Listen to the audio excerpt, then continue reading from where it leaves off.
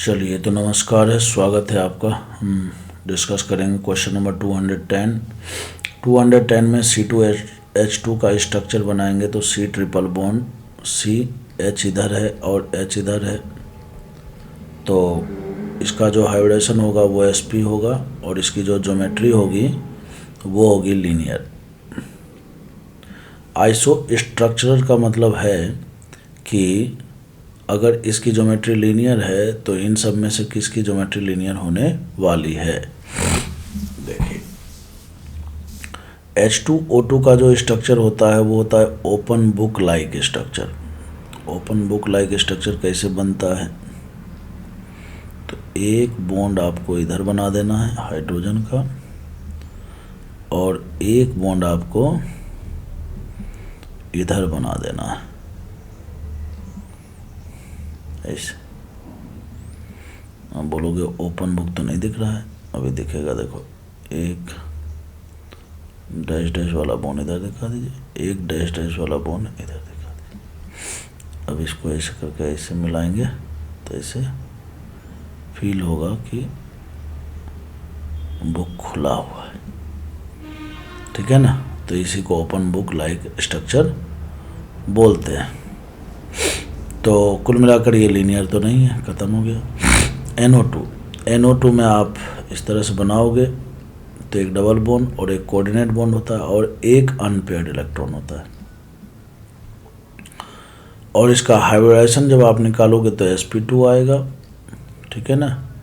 इसकी ज्योमेट्री आएगी electronic geometry sp2 के कारण ट्राइगोनल प्लेनर, और इसका जो शेप होगा वो बेंड शेप होगा, वी शेप या बेंड शेप बोलेंगे। कुल मिलाकर लीनियर नहीं होगा।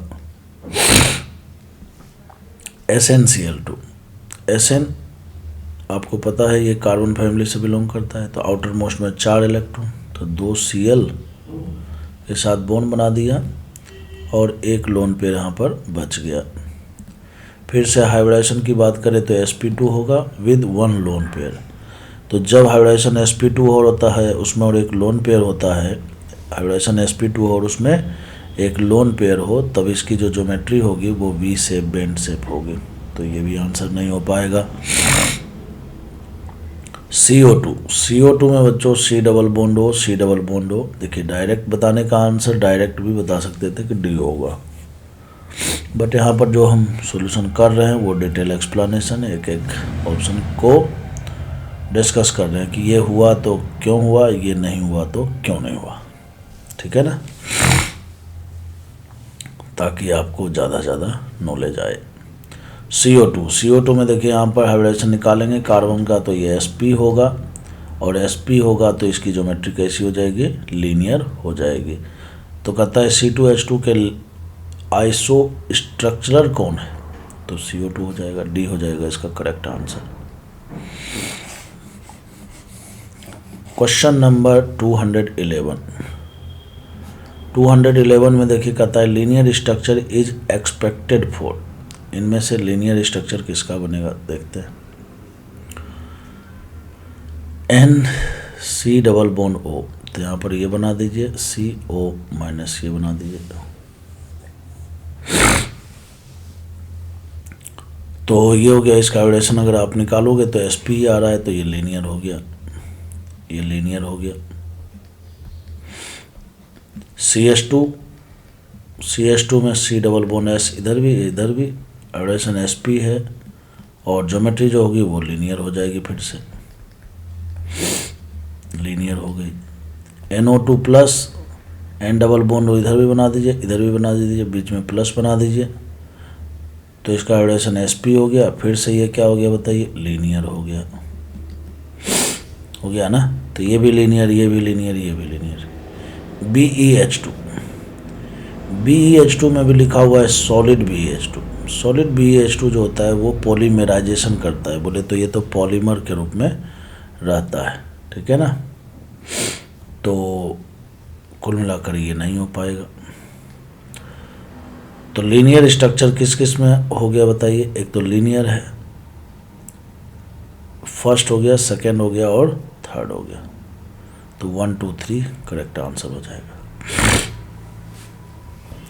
सॉलिड BeH2 जो होता है वो कैसा होता है, पॉलीमर बनाता है ये।